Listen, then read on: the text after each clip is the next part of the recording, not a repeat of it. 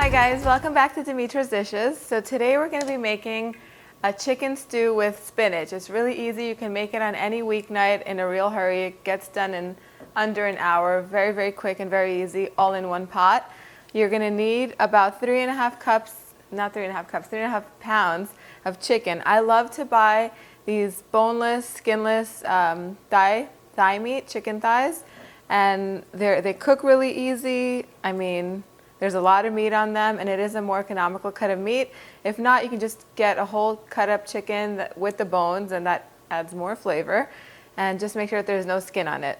So you need chicken, you need baby spinach, a pound of baby spinach. I love to buy the spinach in these containers that's already washed and ready to go, and you just don't have to do anything to it. You basically add it to your food. So we need some chopped tomatoes, black pepper, 6 to 8 cloves of garlic. You know that I like more than less garlic, so these are 8 cloves right here. Put as little or a lot, as much as you want. We have cumin seeds, salt, turmeric powder, and then some red pepper. Now, it's completely up to you to put the red pepper or not. I like mine a little bit spicy, and the turmeric adds a lot of health benefits, plus really good flavor and a nice color to it. Of course, I'm also going to add crushed red pepper flakes. They're not here right now. And then we have 1 onion slice. The best part about this dish, you don't have to chop up your onion finely. You just slice it just like that. Now, and we need some olive oil. So I'm going to put my onions in my pot, and about 1/2 cup of olive oil, 1/3 or 1/2 cup. Thigh meat contains enough fat, so you can definitely cut the olive oil if you want. That looks about right. And I'm going to cook my onions over medium heat for about 10 to 15 minutes until they're nice and soft and get a little bit golden. And I'll show you what they look like as soon as they're ready. All right, so the onions have been cooking for 15 minutes, and you see this began getting nice and golden. So at this point, I'm just going to add my garlic and let it cook for another like 3-4 minutes. Don't cook it longer than that, because if garlic burns, it just gets a really bitter taste, and you're going to have to start all over because your food won't taste good. So we're going to give this another 3-4 minutes.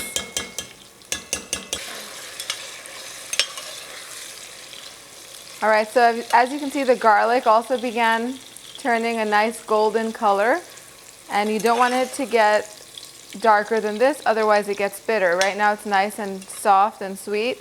I'm going to add my chicken in here with the spices.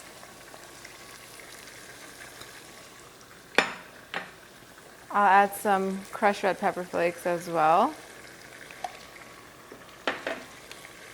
and some freshly ground black pepper.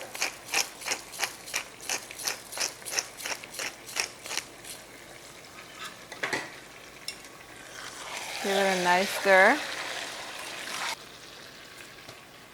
All right, so I have a can over here, a 14.5, 15-ounce can of diced tomatoes.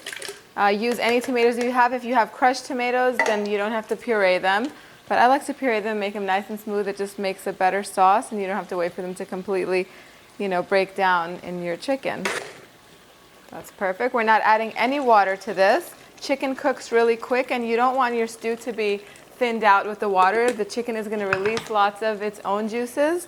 So I'm just going to lower the heat right now because it's on high. I'm going to cook it on medium.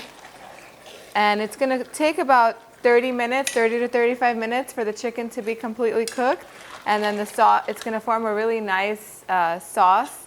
It's going to have tomato, and the onion is going to dilute with the garlic. It's going to have so much flavor.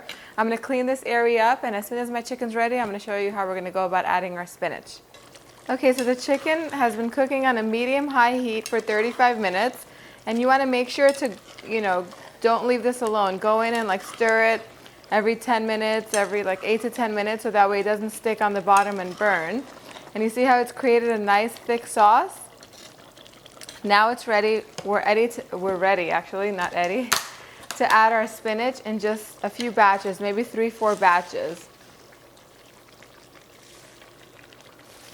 So it looks like a lot of spinach, but it's going to cook down, and it's going to be less than even half of what it looks like in volume.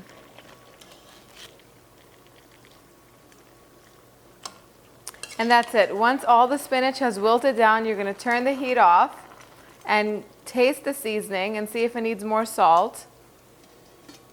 I'm going to taste it really quickly. And it's perfect. All I began it with like about a teaspoon and a quarter of salt. Spinach is naturally high in sodium, so it's perfect. I'm going to turn off the heat, and that's it. That's what it looks like. It's completely ready.